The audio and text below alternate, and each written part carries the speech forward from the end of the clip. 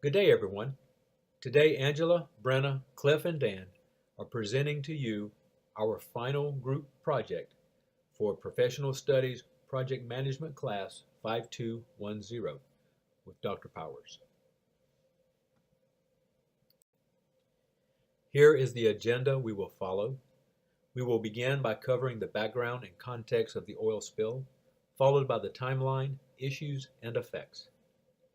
Finally, we'll conclude by reviewing our recommendations for how British Petroleum could have and should in the future manage project risk. The British Petroleum oil spill occurred on April the 20th, 2010 at the Deepwater Horizon rig located in the Gulf of Mexico. Operational and structural failures led to the release of flammable gas and a subsequent fire, which the Coast Guard could not control. The rig sank and was left to release oil for nearly 3 months before being capped. It resulted in 53,000 barrels of oil pouring into the water each day, the death of 11 people, and 17 others left injured. The incident also created chaos for the wildlife, coastal communities, and fishing and tourism in the region. President Barack Obama ordered a commission to investigate the cause behind the disaster, and in January 2011, the final report was sent to the president. The commission found that the management of BP, Halliburton, and Transocean had failed to manage the risk of the project properly. Now that we have the benefit of hindsight, we are able to clearly identify BP's managerial negligence and errors. Arguably, however, these errors should have been identified even before the spill occurred, and the disaster may have been prevented. BP's lack of risk management had catastrophic consequences. Unbeknownst to many at the time, BP had a history of making poor safety choices and taking too many risks. They were known for cutting corners and skimping on safety in the interest of high profits and growth. There were a number of circumstances that created a perfect storm for BP risk-seeking behavior, including but not limited to lax federal regulations, minimal oversight, prestige and name recognition in the industry, as well as cash reserves that created a sense of security. There were 3 instances in particular prior to the spill in 2010 that should have been red flags for the company and the entire oil community. In 2005, an explosion at a BP refinery in Texas killed 15 employees. BP was fined $87 million for 439 violations, on top of non-compliance with 271 regulations. In 2006, a BP pipeline in Alaska burst and spilled 267,000 gallons of oil. Again, the cause of this incident was a failure to comply with industry's best practices. Then, in 2008, BP spilled a meager 193 barrels of oil in the Gulf on the Atlantis rig, once again failing to repair or replace crucial machinery as directed. Each of these events should have signaled to the company that their standard operating procedures were insufficient and that risk management techniques should be employed. However, no significant action was taken. To emphasize the gravity of BP's error in 2010, this slide quantifies the amount of oil that was lost during the spill. These statistics demonstrate the potential uses of the oil generated by the project at the Deepwater Horizon rig had it been executed as intended, and the amount of waste that was created by the event. The oil companies use the term pay zone to reference porous hydrocarbon-filled rock, which will yield the oil needed to convert to fuel that moves the American economy. It is estimated that the U.S. burns 500 barrels of gasoline in 1 hour and 41 minutes. This thirst for the black gold, Texas tea, places the demand on oil companies to deliver quickly so as not to disrupt our daily routine. The estimated amount of oil spilled in the Gulf on April 20th would have yielded enough gasoline to transport cars in the U.S. for approximately 4 hours and 41 minutes. The experts do not know how much the Macondo well would have produced had the disaster not occurred, but in light of the destruction, it is imperative the oil companies take steps to implement risk management procedures that reduce the likelihood of something as wasteful as this ever occurring again. Timeline. This slide illustrates the timeline of events leading up to the BP oil spill. In mid-October, BP brings in the Marianas rig to begin drilling. November the 8th and 9th, 2009, Hurricane Ida damages the Marianas, forcing BP to have it towed in for repairs. Transocean then leased BP the Deepwater Horizon rig, which was moved into place January 31st, 2010.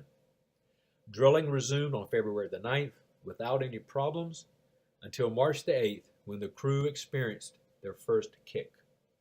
A kick is when the pressure found in the rock formation is higher than the mud hydrostatic pressure acting on the bore hole or rock face. A kick not controlled can turn into a blowout, which can cause an explosion on the oil rig. The crew experienced a second kick April 19th, but incorrectly assessed the cause and continued with conducting temporary abandonment procedures. The failure to properly assess the root cause of the kick resulted in the blowout that killed 11 people and devastated the surrounding environment. Now let's look at some other schedule risk factors that led to this critical error. Tom Kendrick, an expert on risk management, writes, schedule risks are second most numerous in the peril database after scope risk. They fall into three categories: delays, estimates, and dependencies. All three of these categories were on display in the disaster with Deepwater Horizon at the Macondo well. While these occurred in multiple settings and instances, let's consider a major occurrence of each instance. By April of 2010, the project was facing a delay of 6 weeks. Considering that the Deepwater Horizon was rented for about $1 million a day, you can imagine the pressure the teams faced. Second, in terms of estimates, the schedule for the project was set at 78 days. However, leadership at BP exerted great pressure on the team to get it accomplished in 51 days.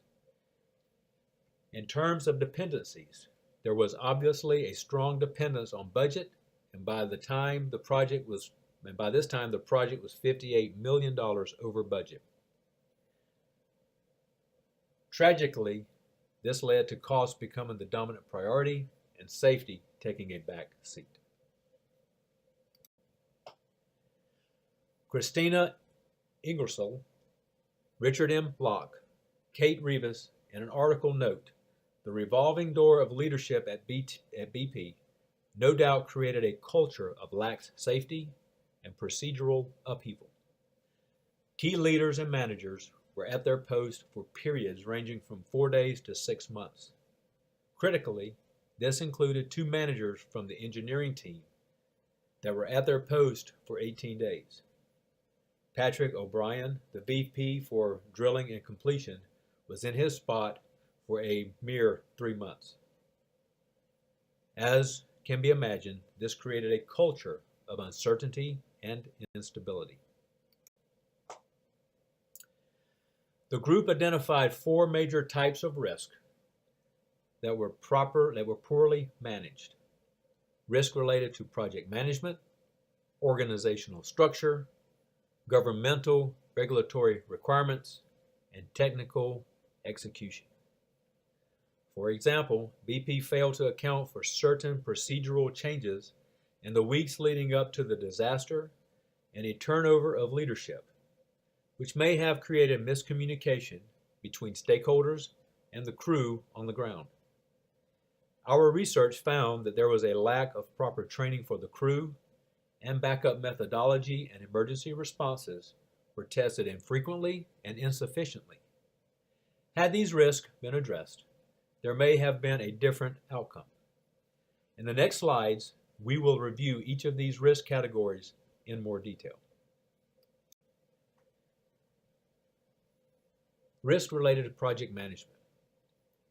After the drilling crew has tapped into the rock formation, their job is to temporarily seal off the well, detach and move the rig to make way for a smaller, less expensive rig that will be used to extract the oil.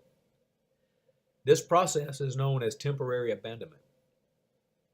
Interestingly, the oil industry does not have a specific procedure outlined on how to properly conduct this vital and dangerous task, leaving the decision up to the company and crew to figure out. On April 12th, personnel on board the Deepwater Horizon began assessing how they would proceed with temporarily sealing the well. As shown in the green-colored box, the plan was altered 3 times before BP officials provided the crew with an official 7-step process. The 7 steps highlighted in the grayish box gives the impression a thorough analysis had been completed. The real problem was not necessarily the procedures, but rather the timing. The crew did not receive the final procedural guidance until 8 hours prior to execution of temporary abandonment. The crew had never performed these steps before, nor were given time to conduct a risk assessment based on their current situation. Investigation reveals the crew made it through the first 3 steps, but never reached 6 and 7 before losing control of the well, resulting in a blowout. This example reveals risk related to project management scheduling, training, and communication. The crew was already behind schedule, and the project exceeded budget. The attempt to move the schedule faster without properly evaluating and communicating the risk, as well as ensuring the crew was properly trained to conduct the 7 procedures, clearly contributed to the blowout.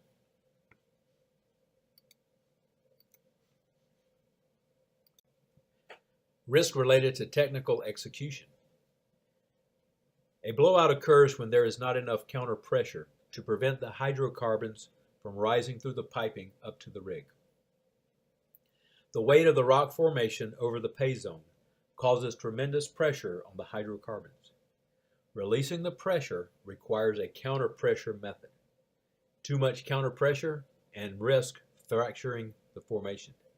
Too little counter pressure results in a blowout.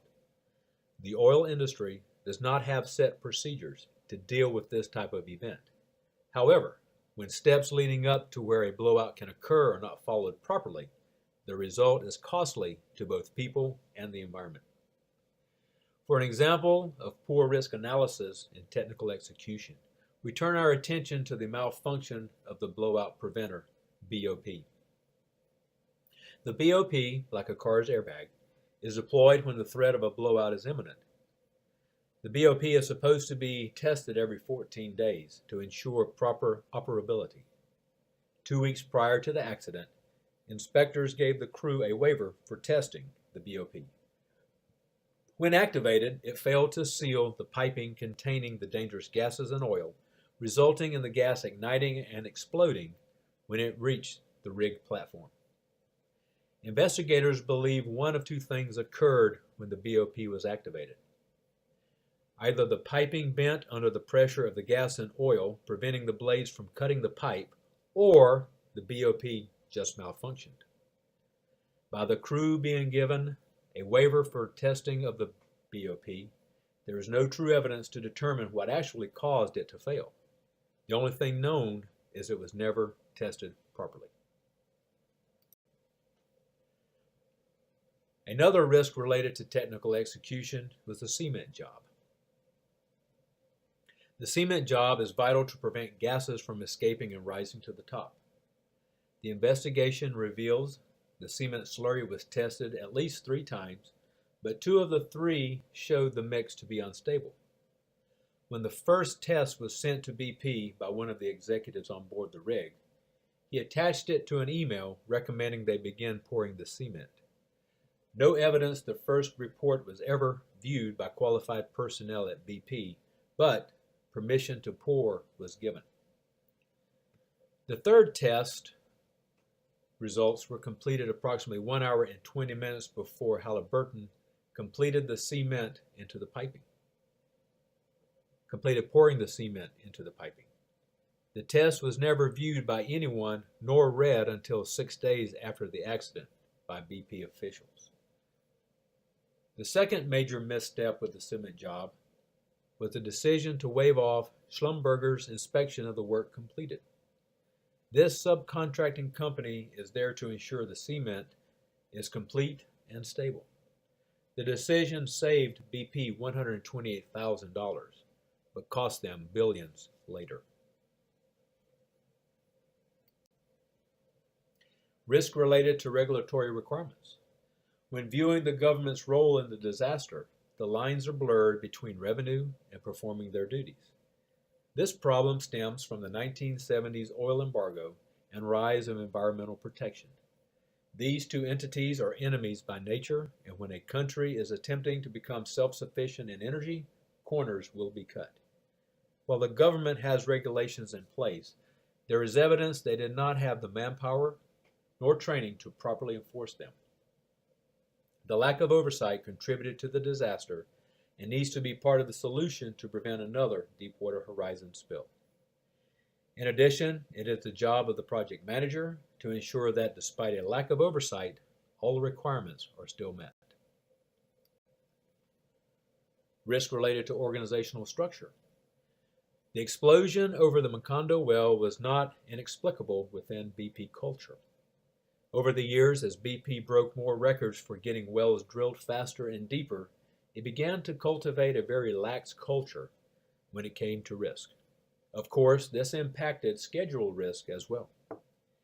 In the most glaring example prior to Deepwater, in 2006, a pipeline in Prudhoe Bay, Alaska burst. It was discovered that the pipeline was badly corroded since it had been due for a replacement since 2003. This culture was evident within the teams associated with Deepwater. In fact, in a survey conducted just 6 weeks prior to the explosion, 46% of the crew stated that they feared reprisals if they reported unsafe conditions. Due to the massive budget overages, previously mentioned, the immediate culture was one obsessed with cutting costs, and safety was all but ignored. In just the month prior to the explosion, this pressure on the crew to achieve faster results instead resulted in the fracture of the well. One of the most critical schedule risk mistakes was made when the backup blowout preventer was being tested far less frequently and at a much lower pressure than it should have been. Returning to the perfect storm referenced in our introduction, the combination of prestige, name recognition in the industry, and cash reserves created a sense of security that impacted risk tolerance and created a desire to maintain their image. Effects of the oil spill. The Deepwater Horizon spill did not only impact BP and other industries involved in the project. Consequently, it had a large impact on the economy in terms of tourism and businesses that thrived from the Gulf shore. In addition, regulatory and environmental impacts were experienced, and most importantly, BP was able to modify its risk management plan to better prepare in the case another incident of this magnitude or lesser occurred. Scientists estimated emergency responders were able to capture only 800,000 barrels of the 4,900,000 leaked into the Gulf of Mexico. This spill affected the lives of people depending on the sea for their livelihood, as well as the wildlife that inhabited this area. It was estimated some 12,000 workers were temporarily out of a job due to the oil spill, and thousands of birds and turtles died as a result of getting caught in the smothering grip of the spilled oil. The failure to fully consider the environment in a risk assessment has long-term effects on the environment and economics of the coastline. Recommendations. Our group has a few of these. This slide reads, prioritize, create, and minimize, because our first three recommendations ask this of the BP team. First, BP should prioritize risk management and insert risk assessment and mitigation activities into their standard operating procedures. From our research, it generally appears that risk management was either non-existent or overlooked. This requires BP leadership to cultivate a culture of corporate social responsibility, beginning at the senior level, and to actively integrate it into the project life cycle. Secondly, the BP project management team should create a risk register, work breakdown structure, and a risk database similar to the peril database for the oil industry. The risk register shown on this slide serves as a good example. This could have been used to anticipate and prevent some of the elements of technical risk, which ultimately led to the blowout and spill. A work breakdown schedule would have clarified the roles and responsibilities of the BP team on the ground, subcontractors, and other stakeholders. Proper test and training may not have been missed if they were explicitly stated at the onset and assigned to a particular group. Additionally, a risk database would have eliminated some of the burden of brainstorming these risks during the project planning stages. It would have reminded them of the errors they made in the incidents of 2006, 7, and 8, and potentially alerted them to mistakes they were repeating. Thirdly, we recommend that BP minimize the web of complexities within the project and implement change management. The turnover of leadership and subsequent changing of hands no doubt impacted communication and coordination, and again, the number and roles of stakeholders involved created a lack of clarity. Although BP was the primary holder for the oil release for the drilling sites, there were many minority ownership partners as well as other companies responsible for specific tasks in the drilling operations. This created a network of complexity that contributed to the cause of the disaster. There were communication breakdowns across the network of companies, and following up on buy-in key decisions were not pursued aggressively. In minimizing the amount of participants for projects of this size and magnitude, the risk associated with the project can be minimized. BP developed a contingency plan prior to the spill, but as they referenced to it when the accident occurred, they immediately determined their situation was more complex. Well-written and thought-out contingency plans are recommended to prevent rapid decisions that can lead to additional unforeseen risk. As discussed previously, some of BP's leadership had been in their positions for a very short time. This could have led to a lot of shortcomings in the terms of executive decisions that had to be made or the aggressive follow-up of requirements warranted by BP. Leaders chosen for these critical positions should have the experience required in addition to the leadership skills needed to manage complex projects. A lesson learned guide should be created and be made a requirement to review prior to the organization undertaking new projects.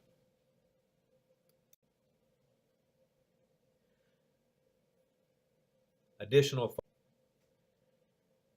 The 2010 BP oil spill at the Deepwater Horizon rig had catastrophic consequences for the environment and the organization's reputation.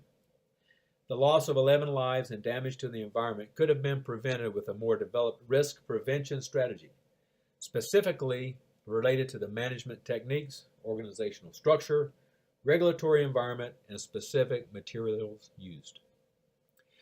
On this slide, we show two of the figures taken from BP's 2010 annual summary review. These serve as tangible evidence of the outcomes of this event. As a result of the spill, the company reported losses related to personal safety ratings, supply replacement spending, dividends paid to shareholders, and operating cash flow. It was estimated that 12,000 workers were temporarily out of a job.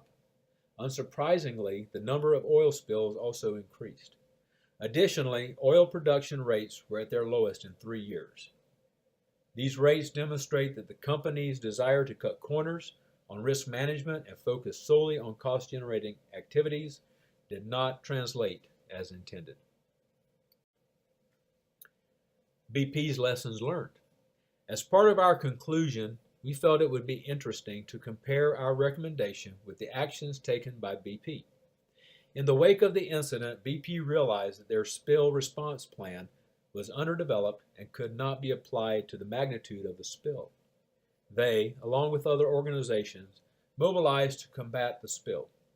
As shown in the figure, they had about 46,000 people and contracted 5,000 vessels. Through this process, they determined that there was a record number of people and equipment that appeared in a short time period. The spill plan was poorly written and conceived. Communications was a critical success of the cleanup, and the center of operations needed to be moved from its static base in Houston to an on-the-spot management that will be able to make rapid decisions. Resulting from the oil spill, BP updated its risk management plan to incorporate a system to manage a large number of vessels in close quarters and a network where the vessels can communicate automatically their speed and position. In addition, they incorporate protocols for directing vessel traffic. Regulatory changes. The Mineral Management Service Agency had been noted to receive gifts from the industry. Their engineer's salary was about half of what the industry received on average, and as technology advanced and became complex, they were not able to keep up the pace. This resulted in the Mineral Management Service not being able to fully determine the risk. After the oil spill, they disbanded into 3 separate entities by the Obama administration. The oil spill was a wake-up call to some of the international-based companies, such as ConocoPhillips, Shell, and BP Norway. An oil spill case in Brazil by Chevron resulted in huge fines, charged officials not being able to leave the country, and the suspicion of oil and gas operations.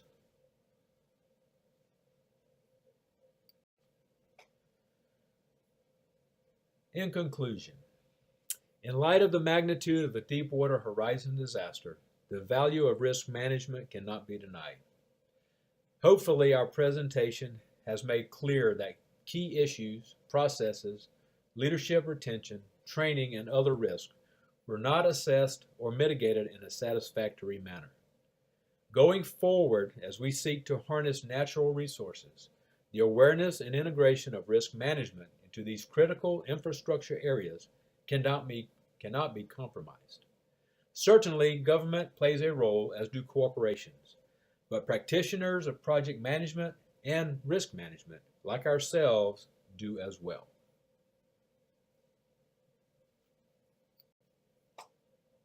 Thank you for your attention. This concludes our presentation.